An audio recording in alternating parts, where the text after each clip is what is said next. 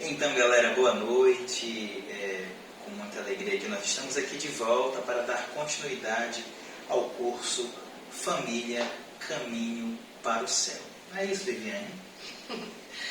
Boa noite, meus irmãos. Shalom. Inclusive, eu queria... Nós comentamos que esse curso ele foi inspirado por um livro, então eu queria mostrar aqui rapidamente o livro, que é esse daqui, das edições Shalom, Família, Caminho para o Céu, bem pequeno, e você pode ler junto com a sua família, junto com o seu cônjuge, e ele é maravilhoso, assim. Ele tem uma linguagem muito simples, muito boa para leitura. Então, se você deseja também ler esse livro, você pode procurar a Livraria Shalom para que você possa também tê-lo aí na sua casa e aprofundar ainda mais em oração também o conteúdo do livro. E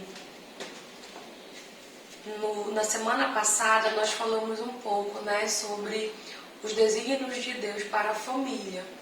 E dando continuidade no tema, nós vamos hoje falar sobre os presentes do matrimônio. E o primeiro presente que eu queria falar com vocês é a graça de Estado.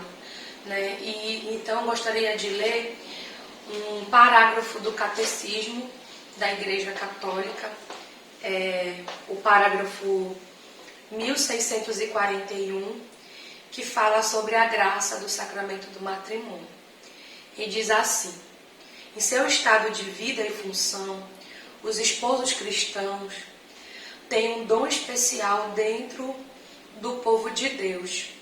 Esta graça própria do sacramento do matrimônio se destina a aperfeiçoar o amor dos cônjuges, a fortificar sua unidade indissolúvel. Por esta graça, eles se ajudam mutuamente a santificar-se na vida conjugal, como também na aceitação e educação dos filhos. E logo no parágrafo seguinte, ele vai dizer que Cristo é fonte desta graça. E seguindo, ele vai dizer que Cristo permanece com eles, concede-lhes a força de segui-lo, levando sua cruz e de levantar-se depois da queda, perdoar-se mutuamente, carregar o fardo um dos outros, submeter-se uns aos outros no temor de Cristo e amar-se com um amor sobrenatural, delicado e fecundo, nas alegrias de seu amor e de sua vida familiar. Ele lhes dá aqui na terra um antegozo do festim de núpcias do Cordeiro. Então é muito belo, quando o Catecismo da Igreja vai apresentando essa graça de Estado. E aqui eu gostaria de falar um pouquinho sobre a importância, de aquele casal cristão buscar o sacramento do matrimônio, Hoje em dia é muito comum a gente ver casais que apenas vão morar junto, mas que não recebem o sacramento, E é diferente, sabe? É algo realmente sobrenatural, é algo inexplicável. Esta graça que os casais recebem através deste sacramento, E a gente vai vendo esta graça ali mesmo no nosso dia a dia, em coisas grandes e em coisas pequenas, como de você juntos, por esta graça, superar uma enfermidade, Hoje nós vivemos na pandemia e muitas famílias viveram, a dificuldade dessa enfermidade, até mesmo de perdas, de familiares, de entes queridos, né, onde foi havendo um sofrimento muito grande por causa dessas perdas, por causa também da circunstância que muitos viveram de confinamento, né, de privações por causa deste tempo. E quanto que esta graça de Estado sustentou essas famílias, sustentou esses casais, ajudou a superar as perdas, né, a saudade, a ausência. Até mesmo em dificuldades financeiras que muitos casais também passaram, né, dentro da pandemia ou até mesmo antes da pandemia, mas que é algo também comum de casais enfrentarem, né?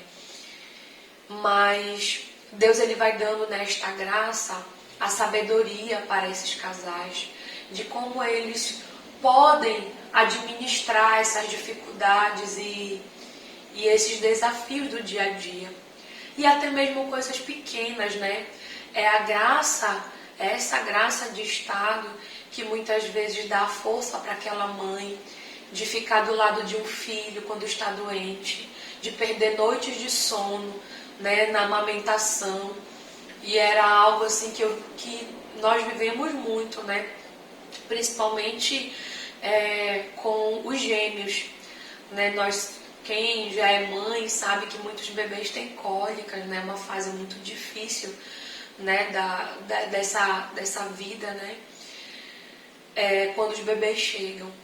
E a gente passou, não foi, Fernando, por um momento assim muito delicado, porque eram dois bebês com cólica, chorando, né? Noites em claro que nós passamos. E o que nos sustentou, o que nos manteve fortes para enfrentar essas e outras situações, né, que nós vivemos com os bebês, foi justamente essa graça, né? É a graça de Deus que nos dá a capacidade de enfrentar esses desafios. Até mesmo assim, mesmo no dia a dia, de lavar uma louça, né? De fazer um trabalho doméstico, né? Por exemplo, uma outra coisa que a gente vivia muito era que o Fernando sai para trabalhar, né? Tem aquele dia cansativo no trabalho, né? Muitas vezes até estressante. E eu aqui com as crianças também, né? Vivendo aquele dia a dia, né? De bebês pequenos, né? Muitas trocas de fraldas, dar de comer, né? Dar de mamar, enfim. E também ficava cansada. E aí, quando o Fernando chegava do trabalho, eu ficava louca para ele me ajudar, né? Na lida com as crianças, né? Porque eu passei o dia todo cuidando delas, e aí quando ele chegava do trabalho eu também queria que ele me ajudasse. E, né, ele chegava do trabalho e queria o quê? Descansar, né? Tinha aquele trabalho, aquele dia cansativo e queria descansar, né? E quem é que dava a graça para ele depois de um dia cansativo, né, do trabalho, de chegar e ainda ter que não ir descansar, mas ir sim ficar com as crianças, me ajudar, né? Me dar um respiro para eu ir tomar um banho, né? Para eu ir fazer a minha refeição, para eu também poder descansar. Então é esta graça que vai nos sustentando nas pequenas e grandes coisas, né? Quer falar alguma coisa, Fernando? Isso lembra muito o próprio José. Perceba o quanto que Maria descansa então aí, né? No colo de José, carrega também o próprio Filho Jesus, que é justamente o que também o livro vai trazer para a gente, essa vivência, essa paternidade de José, que é uma oferta de vida. Isso daqui, né, todo esse testemunho aqui, nada mais pode resumir do que este termo, né, tão íntimo a nós da comunidade católica Shalom, que é essa oferta de vida. E como nós já dissemos antes, né, no encontro anterior, e a Vivênia acaba também de citar aqui, que se não for por esta graça que é sobrenatural, nós realmente não conseguimos entender a nossa própria vida, o nosso próprio eu. Porque nós também somos, né, por nós sermos fruto da Trindade, nós também carregamos na nossa gênese este quê de sobrenatural. Então eu só consigo entender este rasgar-se, este ofertar-se por esta via da sobrenaturalidade, entre outras situações que nós vivemos aqui com essa dinâmica, né?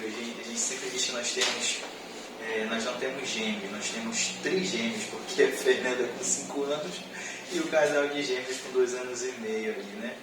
Mais ou menos, enfim. E aí as pessoas perguntam assim pra gente: mas nossa, como é que vocês dão conta? Bem, a resposta é a seguinte: nós não damos conta.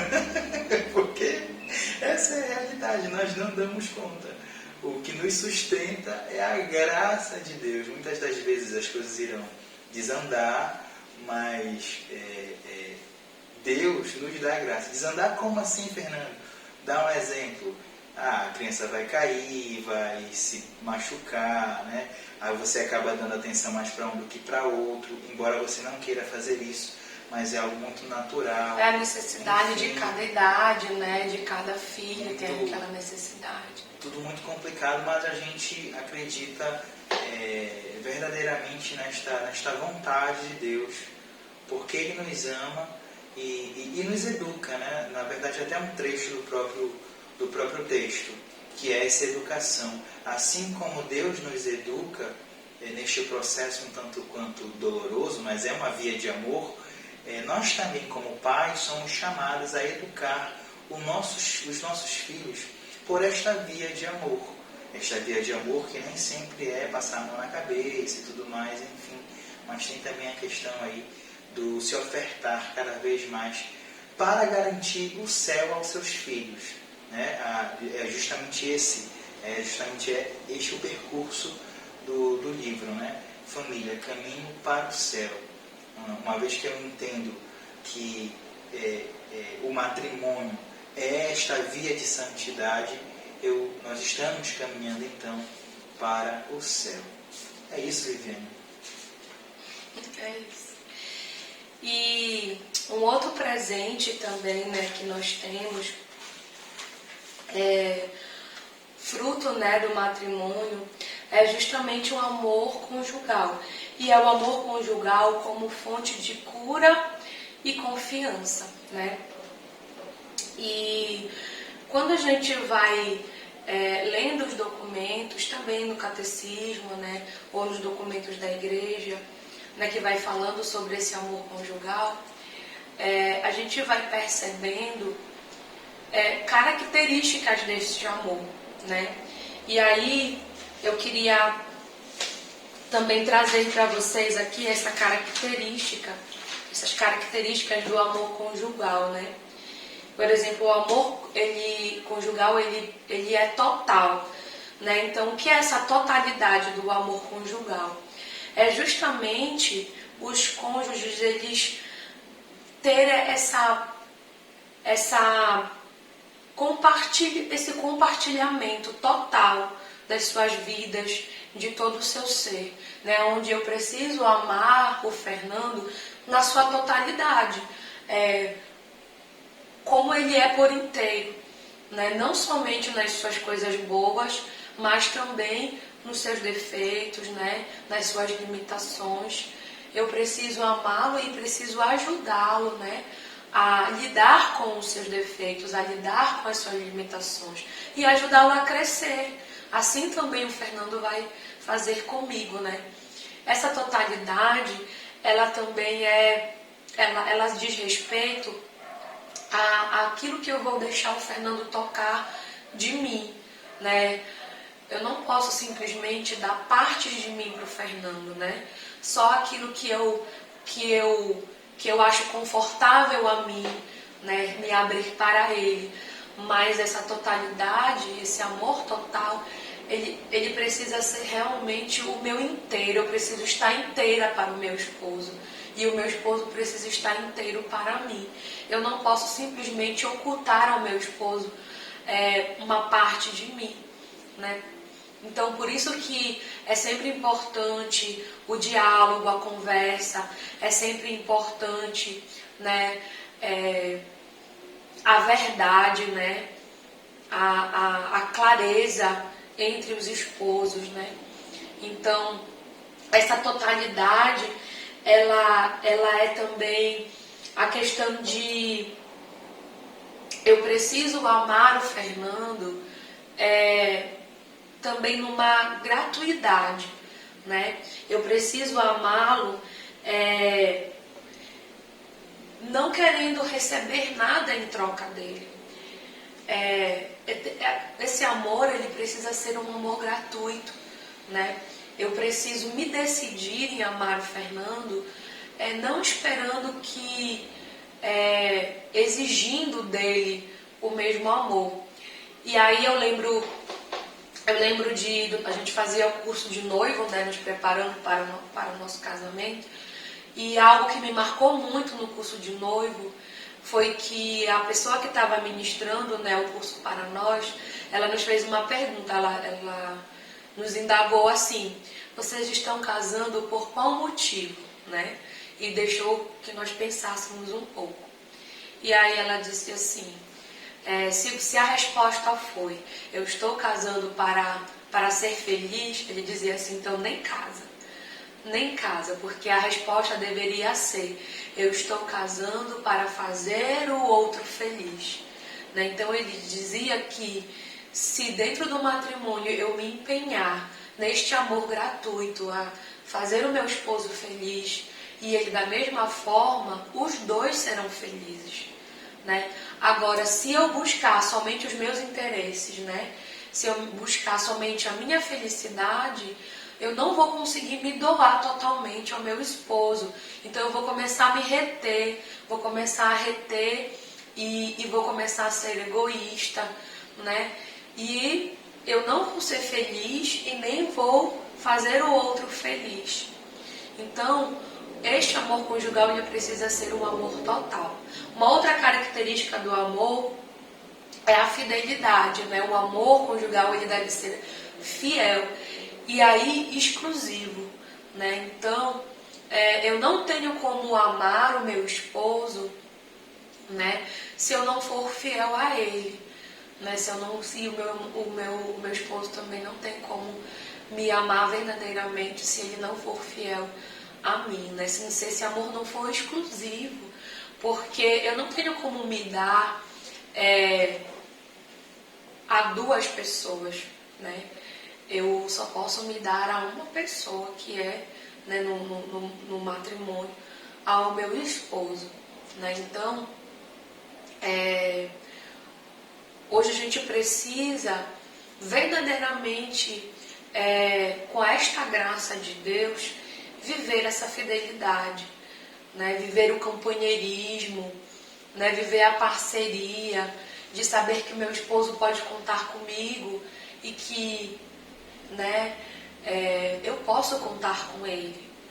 Né? Isso é muito importante. Queria falar alguma coisa? Não? Eu queria falar que já está terminando a nossa partilha de hoje, que na verdade funciona mais como uma partilha e não basicamente como um encontro formativo, né?